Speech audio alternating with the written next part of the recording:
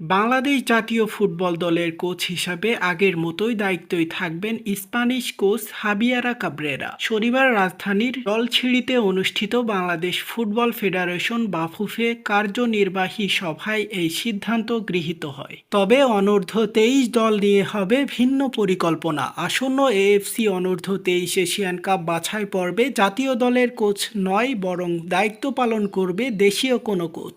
এছাড়া ইউরোপ ও মধ্যপ্রাচ্য সহ বিভিন্ন দেশে বসবাসরত বাংলাদেশি তরুণ ফুটবলারদের নিয়ে আয়োজিত ট্রায়াল থেকে 6 থেকে 7 জন প্রবাসী ফুটবলারকে দলে অন্তর্ভুক্ত করার সম্ভাবনা রয়েছে। অন্যদিকে সিঙ্গাপুরের বিপক্ষে সাম্প্রতিক হারের পর হাবিয়ারা কাবরেরার কাছ থেকে ব্যর্থতার কারণ জানতে চেয়েছে ফেডারেশন। ভবিষ্যতের জন্য আরও শক্ত ভিত্তি তৈরির লক্ষ্যে ফিফা র্যাঙ্কিং উন্নয়নের একটি 3 বছরের দীর্ঘমেয়াদী পরিকল্পনাও হাতে নেওয়া হয়েছে। বিশেষ করে আসার কথা হলো আগামী সেপ্টেম্বর ফিফা ইউন্টোতে এশিয়ার বাহিরে একটি দলের সঙ্গে খেলার প্রস্তাব পেয়েছে বাংলাদেশ, যা দেশের ফুটবলের আন্তর্জাতিক মান উন্নয়নে বড় সুযোগ হিসাবে বিবেচনা করছে গবেষকরা। জাতীয় দল ও যুব দলের জন্য বাফুফের এই নতুন উদ্যোগ আগামী ফুটবল মৌসুমকে করতে পারে আরও উন্নত।